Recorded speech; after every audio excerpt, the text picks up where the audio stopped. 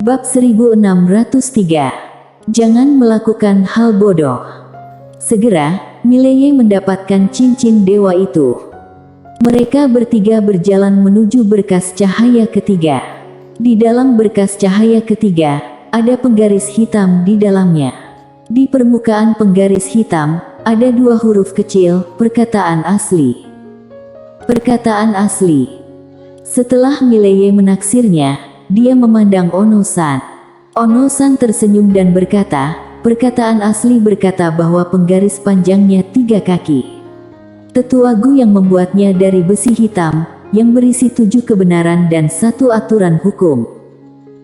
Berbicara tentang ini, dia memandang Mileye, benda ini sangat misterius, tetapi tidak cocok untukmu. Mileye sedikit bingung, mengapa? Ono-san tertawa dan berkata, karena penguasa ini pastilah seorang yang agung yang dapat mengerahkan kekuatannya yang sebenarnya. Kekuatan penguasa ini bukan dalam kekuatan, tetapi dalam kata-kata. Sebuah kata menentukan hidup dan mati. Tentu saja, pernyataan ini harus masuk akal. Aku merasa bahwa kamu bukan orang yang suka masuk akal. Oleh karena itu, kamu tidak dapat menggunakan kekuatan penguasa ini secara ekstrim. Yang terpenting adalah jika tidak masuk akal, penguasa ini adalah setara dengan penguasa yang tidak berguna. Jika pihak lain bersikeras, kamu mungkin diganggu oleh penguasa ini. Mileye. Saat ini, Li Sisan tiba-tiba tertawa dan berkata, apakah ini buatan kakek Dian? Ono-san mengangguk. Li Sisan sedikit tersenyum, tidak heran. Mileye sedikit penasaran, apa dia masih di sini? Ono-san menggelengkan kepalanya, dia sudah tidak ada ribuan tahun yang lalu. Namun, dia dihormati oleh klan roh bumi kita, karena dia adalah orang yang paling berpengetahuan di klan roh bumi kita. Dia bisa berbicara ratusan bahasa dan menguasai budaya hampir 100 ras. Dia meninggalkan karya sastra yang tak terhitung jumlahnya dan memengaruhi banyak orang klan roh bumi. Bahkan, dengan kemampuan untuk memilih, ia juga bisa menduduki peringkat 5 besar di sejarah klan roh bumi. Tahu kan, waktu itu dia menghajar master klan siluman hingga mati. Hingga mati. Mileye sedikit malu, inilah raja yang sebenarnya. Ono-san melirik penggaris itu, lalu berkata, mari kita lihat yang berikutnya. Mileye mengangguk, meskipun benda ini kuat, itu benar-benar tidak cocok untuknya. Dia bukanlah orang yang suka bernalar, kecuali dia benar-benar tidak bisa mengalahkannya. Jika kamu bisa bertarung, siapa yang akan masuk akal? Dan di antara wanita yang disukainya, sepertinya tidak ada yang cocok. Mereka bertiga datang ke pancaran cahaya keempat. Di dalam pancaran cahaya keempat ada sebuah mata. Permukaan mata sehalus cermin, dan bagian dalamnya sedalam langit berbintang yang luas, seolah-olah mereka akan tenggelam ke dalamnya hanya dengan melihatnya. Mileye sedikit penasaran, ini. Ono-san tersenyum dan berkata, mata surgawi. Dengan mata ini, ia dapat memperbesar kesadaran ilahimu setidaknya 100 kali, dan kamu dapat melihat langit dalam sekejap. Yang terpenting adalah mata ini dapat mematahkan semua persembunyian, kecuali persembunyian armor yang kamu miliki sebelumnya. Mata ini dapat melihat melalui semua ilusi dan penyembunyian. Dengan mata ini, kamu setara dengan berada dalam keadaan aman setiap saat, karena setiap master yang ingin mendekati kamu akan ditemukan olehmu terlebih dahulu. Selain itu, mata ini juga memiliki kemampuan perspektif, yang dapat melihat semuanya. Perspektif. Mileye berkedip, ini. Saat ini, Ono-san tersenyum dan berkata, detak jantung. Mileye mengangguk, ini hal yang bagus. Dia akan menerima mata langit ini ketika Ono-san tiba-tiba berkata, ada beberapa yang lebih baik di belakang, apakah kamu ingin melihatnya? Mileye ragu-ragu, lalu berkata, lihat saja. Sebenarnya, dia sangat menginginkan mata ini. Tentu saja, Alasan mata ini bukan karena dia bisa melihat tembus. Mileye bukan orang seperti itu. Dia menginginkan benda ini karena benda ini bisa melihat perspektif, sehingga dia tidak perlu takut dengan pembunuh. Namun, dia hanya bisa meminta satu lagi sekarang, jadi dia tidak ingin mengambil keputusan secepat itu, mungkin nanti akan ada yang lebih baik. Mendengar perkataan Mileye, Ono-san tertawa dan berkata, "Ayo. Aku akan melihat ke belakang dulu."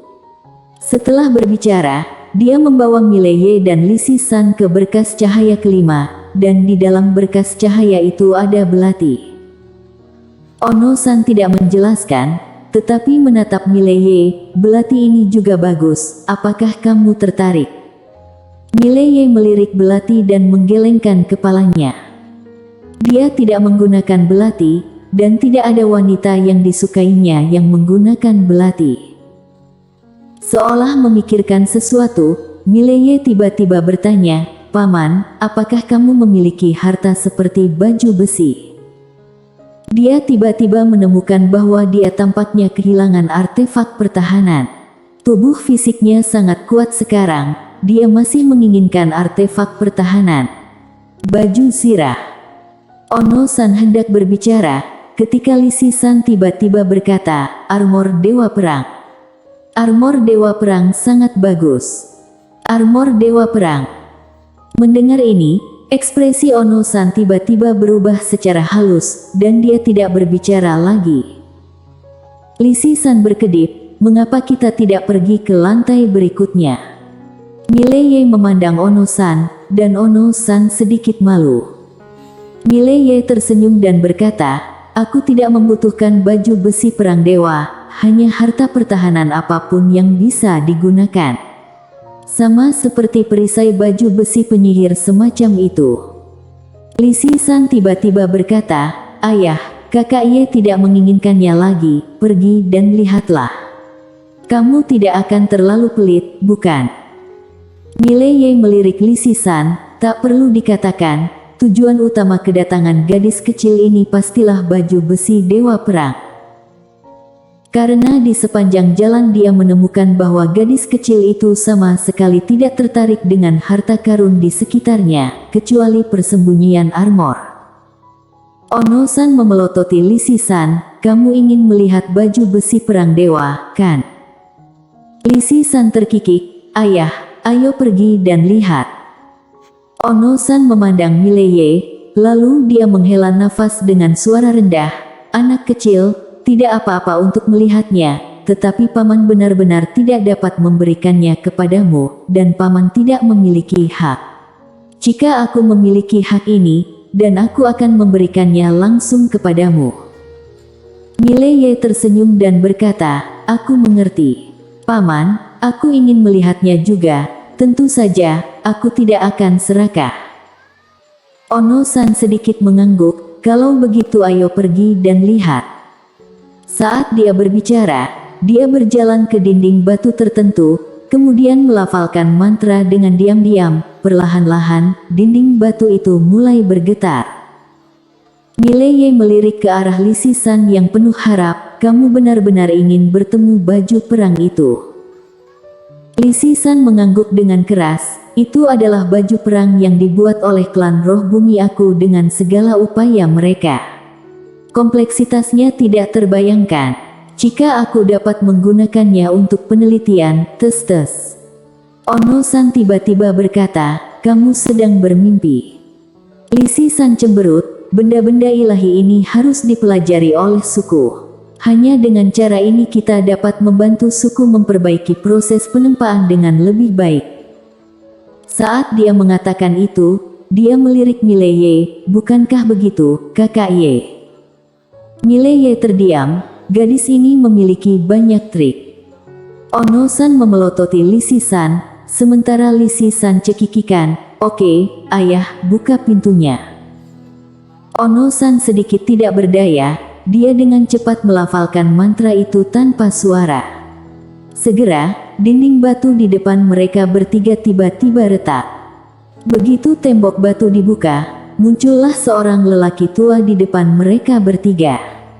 Lelaki tua itu mengenakan jubah hitam dengan rambut putih. Dia tampak sangat tua, tetapi matanya sangat tajam.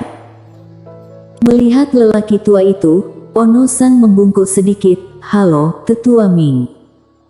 Tetua ini masih di atas tetua kiri dan tetua kanan. Tetua Ming itu melirik Ono-san, lalu menatap Mileye. Mileye juga membungkuk sedikit, hormat pada Tetua Ming. Tetua Ming menatap Mileye, "Siapa kamu?" Ono-san buru-buru berkata, "Dia adalah Dewa Pelindung." Dewa Pelindung. Mendengar ini, Tetua Ming awalnya sedikit terkejut, tetapi segera, ketidakpedulian di matanya berangsur-angsur melunak. Dia melirik Mileye dan mengangguk, anak muda yang menjanjikan. Mileye memberi sedikit hormat, "Terima kasih Tetua." Tetua Ming berkata, "Apakah kamu ingin melihat armor Dewa Perang ini?" Mileye mengangguk, "Aku ingin melihatnya, jika tidak leluasa, tidak juga tidak apa-apa." Ono-san melihat ke Tetua Ming. Setelah hening lama, Tetua Ming berkata, "Tidak masalah, masuk." Setelah berbicara, dia berbalik dan pergi. Di sampingnya, Li Sisan mengacungkan jempol pada Mileye, "Kakaknya sangat dihormati." Mileye menggelengkan kepalanya dan tersenyum. Dia tahu bahwa itu sama sekali bukan karenanya, tetapi karena ayahnya. Di pintu masuk treasure trove, tetua kiri dan kanan saling memandang. Tetua kanan ragu-ragu, lalu berkata, "Aku punya firasat buruk." Tetua kiri tersenyum dan berkata, "Tidak apa-apa. Si kecil itu baru saja pergi untuk melihat-lihat, tidak akan ada masalah. Selain itu, anak ini bukan orang yang tamak, jadi kamu dan aku yakinlah." Tetua kanan sedikit mengangguk, "Aku harap begitu." Tiga dari Mileye mengikuti Tetua Ming maju, lantai terakhir tidak sesederhana bagian luar. Ketiganya sampai ke sebuah lorong dan di kedua sisi ini, ada semua jenis abjad kuno aneh. Ono-san tertawa dan berkata, "Ini semua adalah teknik formasi. Jika orang luar secara paksa masuk ke sini, akan ada puluhan juta teknik formasi yang diaktifkan secara bersamaan. Bisa dikatakan bahwa bahkan Master Alam terobos akan hancur berkeping-keping." Mendengar ini, Mileye sedikit malu, bukankah dia baru saja menghancurkan alam terobos? Ono-san tiba-tiba tertawa, "Keponakan, jangan terlalu banyak berpikir, ini bukan tentangmu." Mileye. Di samping, Li Sisan tiba-tiba berkata, "Kakek Ming, sudah berapa lama tidak ada orang di sini?" Tetua Ming berkata, "Lebih dari 1000 tahun." Mileye terdiam, "Selama lebih dari 1000 tahun. Senior ini benar-benar bisa menahan kesepian."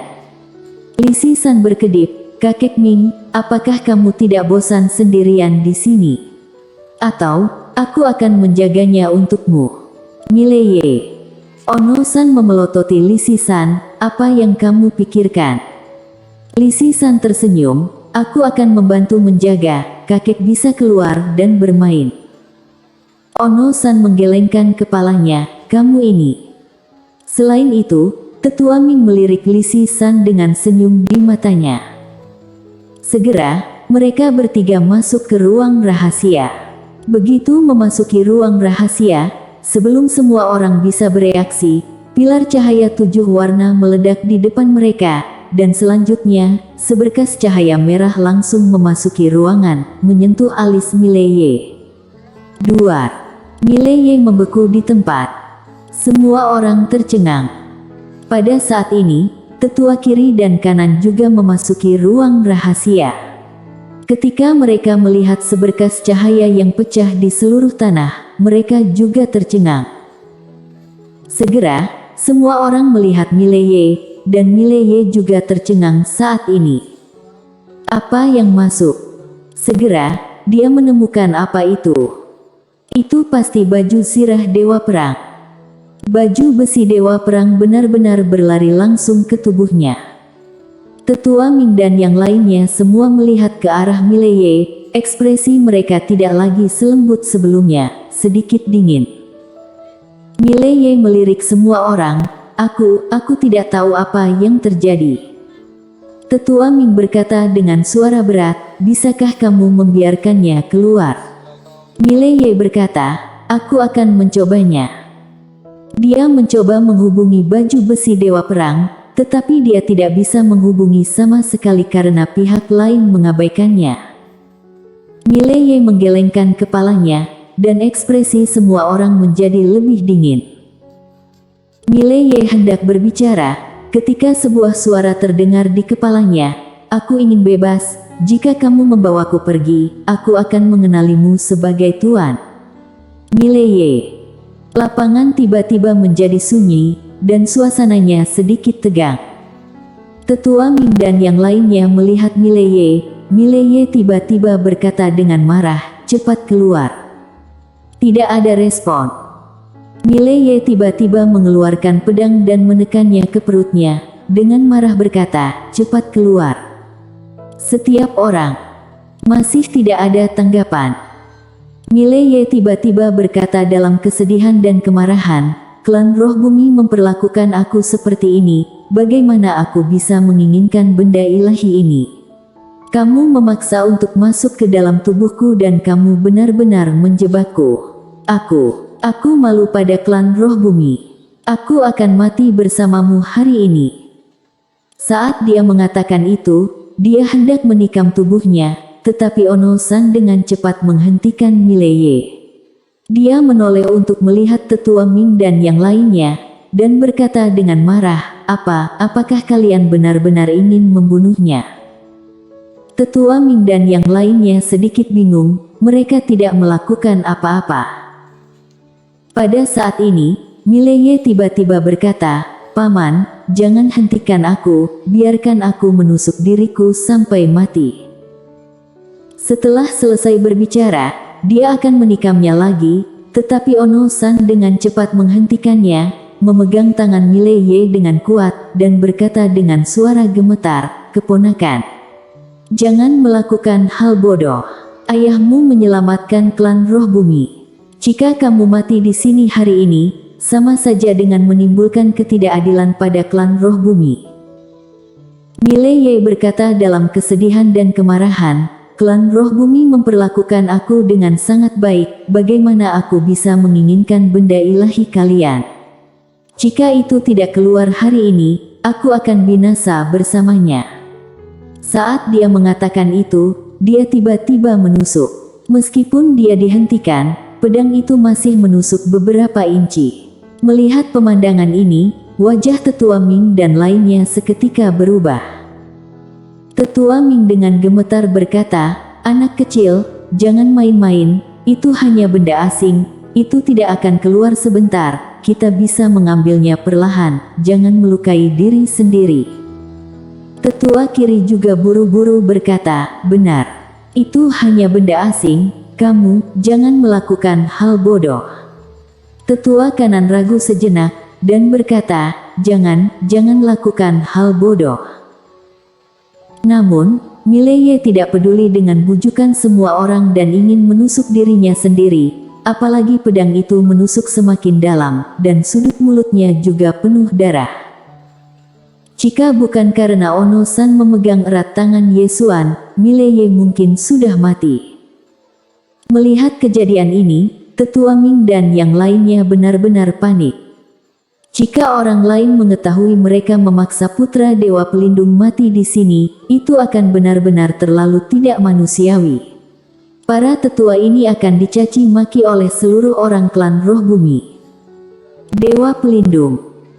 Pada awalnya, dia menyelamatkan seluruh klan roh bumi seorang diri, tetapi sekarang, mereka benar-benar memaksa putranya untuk mati. Belum lagi yang lain, mereka semua menganggap ini terlalu berlebihan. Melihat bahwa Mileye masih menikam dirinya, Tetua Ming buru-buru berkata, anak kecil, jangan main-main, baju perang Dewa Perang kami memang disediakan untukmu. Setiap orang bersambung.